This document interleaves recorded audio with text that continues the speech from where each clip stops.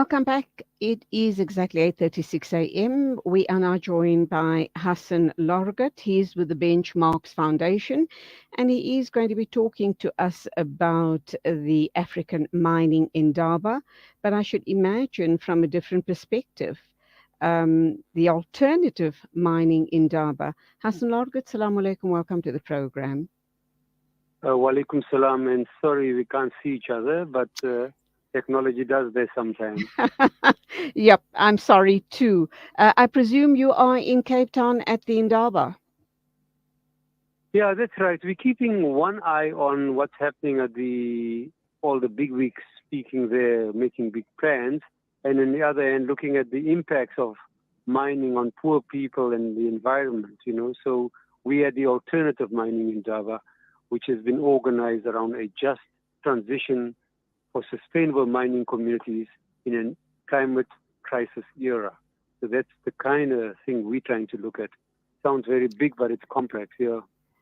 Okay, so does that mean that the key players at the actual African mining Indaba, um, are they allowed, or have you invited them to also attend some of your talks and vice versa? Are you allowed to go there and also make your, comments or uh, kind of let them understand where you are coming from as the Benchmarks Foundation regarding alternative mining? Just before you came on air, Hassan, let me just bring you into the picture. I was talking with Franz Baleni, chair of the advisory board investing in African mining in Durban. And two of the key questions I asked was the issue around Eskom. How can we be asking heads of state from all of the continent to expect them to invest when we can't even get our energy supply right and in line?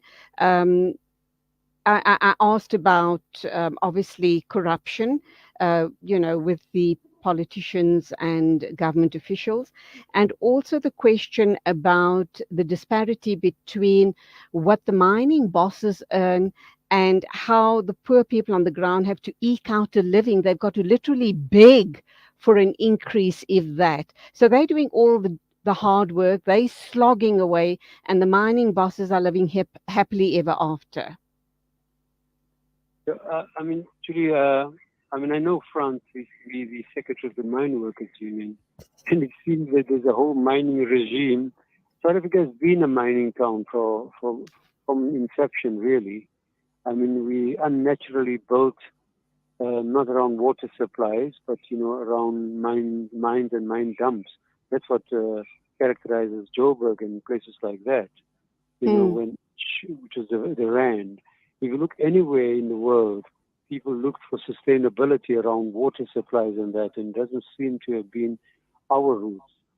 But why I say we continue the mining regime from all the old roads and others to now where Ramaphosa was secretary of the Mine Workers Union. You had William Mantashe was secretary of the Mine Workers Union. You have Franz Valeni was secretary of the Mine Workers Union.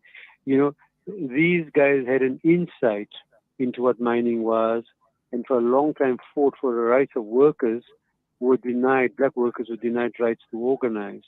But it seems once they got these positions, seem to believe in the ideology or that mining will bring about a great benefit for all. And we want to be the conscience of these guys and the industry and the captains of industry to tell them that whenever you talk about mining, do not talk as if it is a bloodless. I mean, people are dying in mining. They celebrate when there's a decrease of my deaths from 73 to 45. They don't lament the fact that people die. They take it for granted that you die when you have to go deep in the earth, take all these shiny things that they sell to the world market, which of course some of them get used for batteries, etc., etc. So the president yesterday in his speech at the mining in Indaba said, as part of streamlining regulatory processes, we are reducing the time frames for environmental authorization, exempting energy projects from environmental authorization for certain activities, and speeding up the process for registering new projects and grid connection approvals, basically saying to us that you guys running to court to say this and this has happened, people are falling ill, there's no control, is delaying us, and we're playing ourselves off with ourselves. We are all so desperate. We want to have a solution to the electricity crisis. And some people, Julie, from the areas we live in, some people are a bit more sentimentally middle class, want to hear nothing about how do you get the electricity to be running properly, as long as you get it to run properly. Mm, We are mm. worried, unfortunately, that this be done properly, because we had an input yesterday from a person from Ghana who tells us how this company advertises that they will have lithium batteries and then underpay the people for their cassava, for their livelihoods, giving them $80 for, not a continuous $80, simply for dispossessing them, encouraging violence so that people can move where these guys search for lithium and other stuff like that. And I know as a humanitarian radio station and that you care about not just about a good outcome, but a good process to make sure that there's justice for everybody. So that's what the story is all over for us. The president talks about cobalt, lithium, all those critical minerals for renewables, but they too follow the same patterns of this possession of other people, taking their lands so that the companies can continue to make this profit, you know. And this So, idea, this ideology of that the mining sector will just bring good ignores the harm that we talk about all the time. So the issue I also brought up with him is, and I'm saying it to you here and now, I didn't use that word with him, and I should have done because it's a very strong word. From the beginning of time and from the time we started mining in South Africa, and I guess all around the world, but particularly on the African continent, we do know that there was large scale exploitation. It still continues, and what I asked him was about the disparity regarding, the heads of the mining companies and the poor workers. We also know something you've touched on is that miners have all sorts of later in life. Their lifespans are very short simply because they go underground and they're exposed to all different types of gases, which shortens their lifespan. Their lungs, we know, are compromised very, very badly in the process. So whereas the person should have lived to the age of 65 or 70 because he was a miner and spent the better part his early life underground in the mines, he probably will die at age 40 or 50, but with lots of severe illnesses due to his to his work, the hazardous work and the hazardous gases that he's been exposed to. So where do you then come in as the Alternative Mining Indaba or Benchmarks Foundation, regarding or demanding protection for these people who are paid a pittance, who are exploited? Is there sufficient medical care in place for them? And will they be earning decent salaries? And my last question to you, because you're going to have to respond to a lot of things that I'm throwing out now. We know that we don't have unlimited resources underground. At some point, it's going to be exhausted. What then for the masses of South Africa? And are they guaranteeing employment for the unemployed youth? Yeah, actually, I mean, there's a handful there, but let us say the kind of solutions that we put forward are not loved because it talks about go slower, go with people.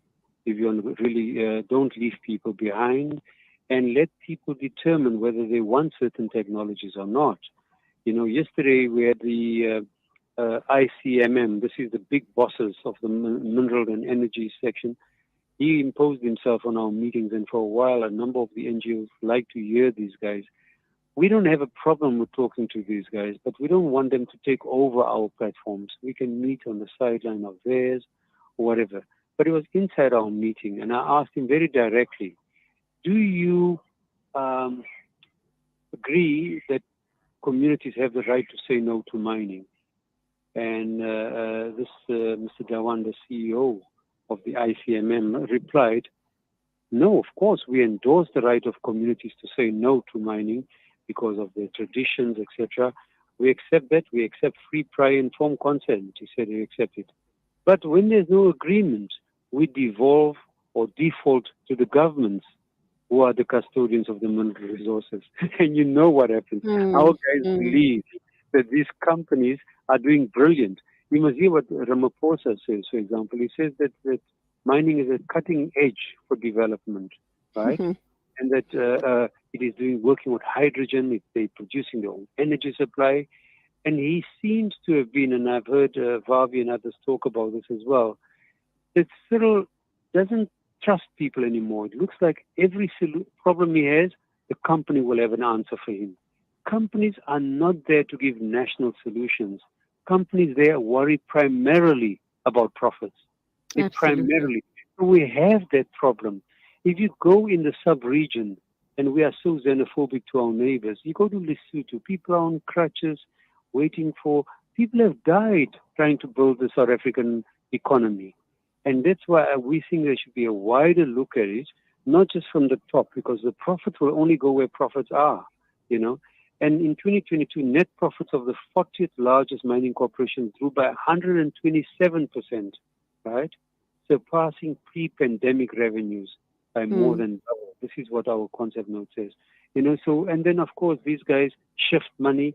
We saw this in the Panama and the Pandora papers. You know, the financial flows go out of the country, mm, right? And we lose a lot of revenue. So there are a number of basic things that he doesn't talk about. The four major challenges that Ramaphosa speaks about yesterday: achieve a secure supply of electricity, accelerate economic reforms to improve operating environment, tackle illegal mining and damage to infrastructure, and improve the regulatory environment. He doesn't say, as we would have heard from the early periods of our government, Mandela and others, that no people are left behind. Make sure that there's cohesive growth, there's development and redistribution at the same time. This language is missing from the guy who was involved with the RDP beforehand. And this is a problem for us. It looks like he's talking simple corporate stuff. Of course, he was talking to the captains of industry. Apparently, he told Chisekedi, who was speaking after him, you only came here making a joke that because I told you there'll be 9,000 delegates here from all over the world.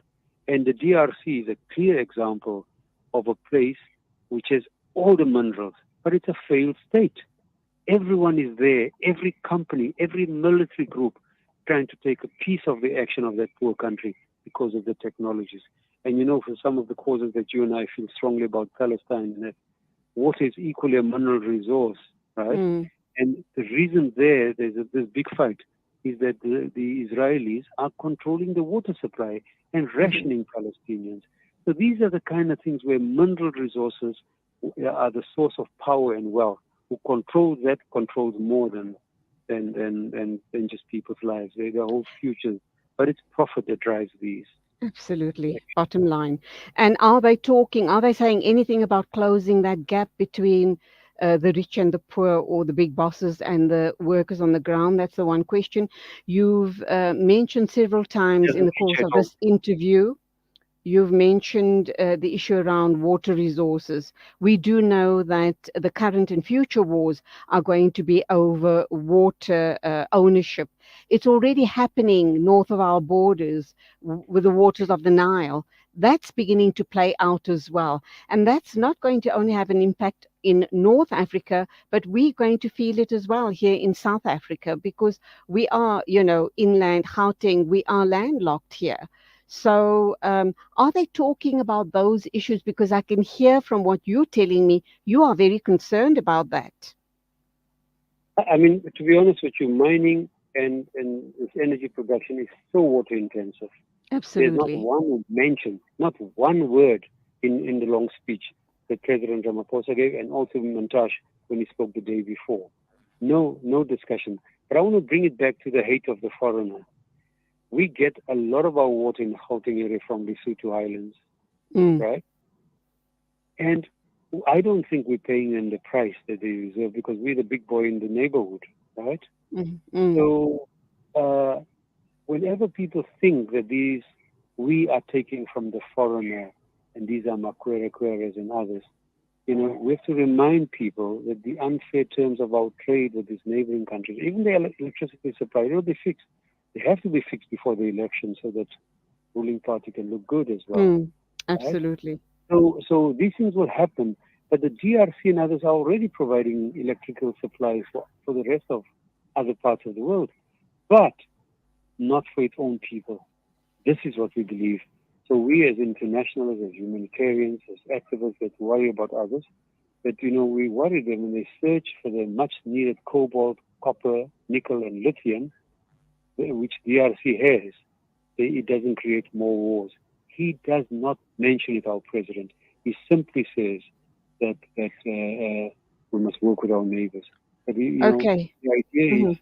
you can't create more wars. You can't go to Mozambique and you want to get the supply and you blame people for being this way. All the so-called Islamists fight there. It's about local people feeling they're losing out. Mm. What did the question regarding the blood diamonds come into play at all? That's also the Not one word. DRC, isn't it?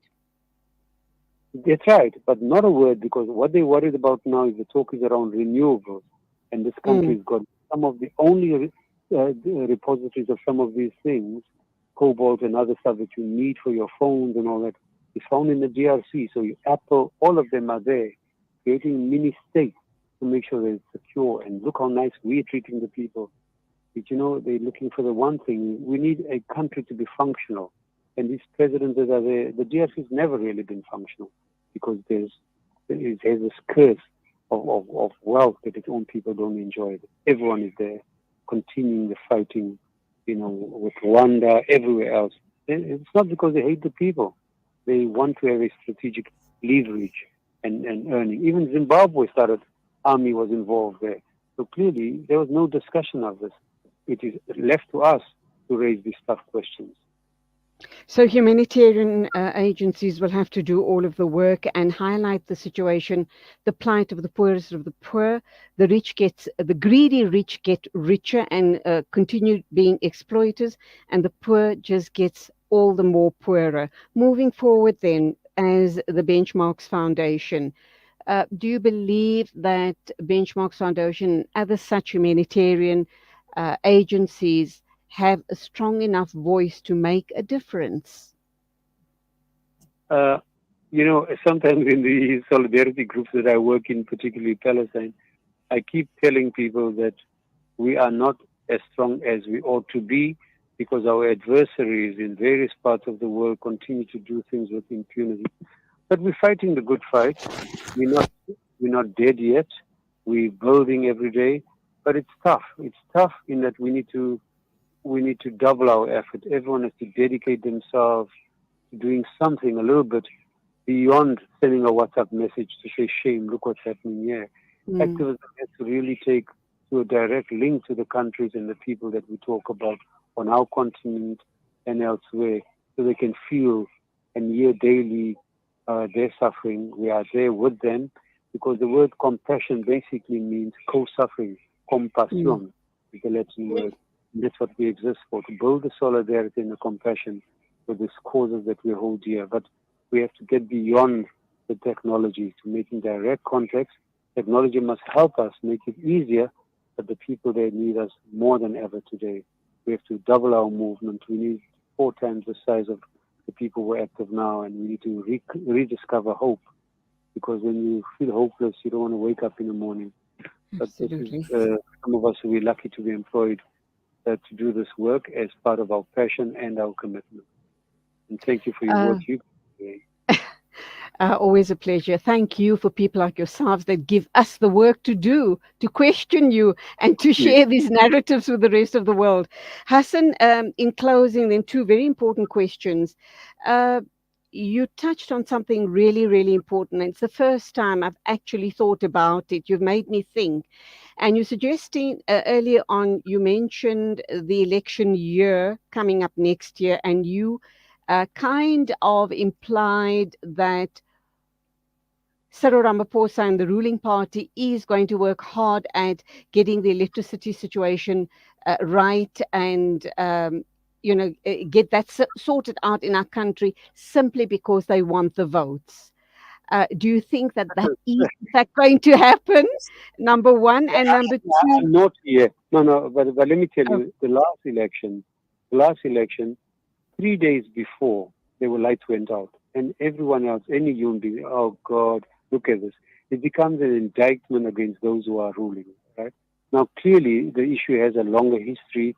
We mustn't ignore the fact that when RDP was set up, 3 million people got electricity when they didn't have it, and the old inequities that. Whites were serviced, black people were not serviced. All that must be acknowledged. But they were asleep at the wheel. It's making others didn't invest in time. They didn't take the right decisions. They looked all good. They kicked for touch, and now we're suffering with this here. And of course, the dreaded state capture that we had, mm, all within the ANC family. So the ANC cannot hide away that it was theirs, their rogue leaders that did that. But to make it look like it's not part of them is a problem. Okay, it's a great part of the family, but clearly it's part of the family. But I think absolutely. they realize that what it means in the public imagination. And if I was advising them, and I'm sure they've got far more well-paid people advising them, they're getting this, they're moving for that.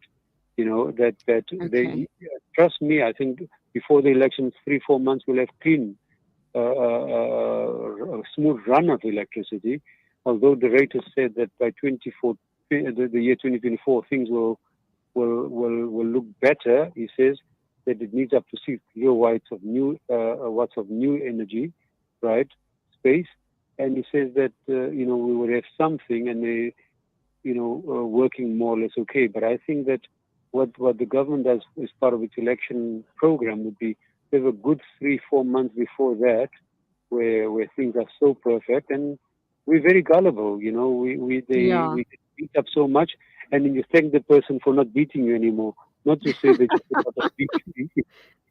This happens all the absolutely. time. Uh, Really. absolutely. Okay. And finally, Franz Baleni did indicate that there's strong interest from foreign investors, and he Yeah. firmly believes that that is going to ignite the whole situation of unemployment in our country. Are you in agreement with that? No, I think that's a pipe dream because quite clearly the mega profits these guys are taking back, probably 127%, 40 largest mining companies grew by that. And if we don't see it translating to mining communities that we represent. In fact, we've gone very public to say that our communities are disempowered, disenfranchised. They have no real decision. They can't have a place in decision making, and that suits them. That's the way they wanted to do the work. They brought in some workers now, so workers are a little bit more comfortable, but they too have to support 20, 25 odd people in the extended family, the black tax, etc. Really, you can't have a solution for some. You can't have an island. You need to think Mm, of something that is more broader, so that the burden is spread equally, more solidaristically, and we can't only talk about the social grant. I hear them say that there's some form of a grant, half the population on there, and some races start blaming people for being on a hand up, you know. Not a hand me mm. down, it's so minuscule, you know, that we need to do far more. And people need jobs that are sustainable, and I don't see it coming in the short term with these ideas. So these ideas want to make things work, it's like almost like Mussolini got into power and says, I will get the trains to run on time. People forget that we are a democracy and we need to sit together. And as I said, we've been beat so much, we want to just make sure they stop mooring us. Absolutely. And on that note, then let's leave it there. Always a pleasure talking with you. And I do look forward to Thank you. talking again in the near future. You go well and make your voice heard as loud as you can. Hassan Lorgat from the Benchmarks Foundation talking about alternative mining in Indaba. Thank you once again. It is Thanks. exactly 9 o'clock.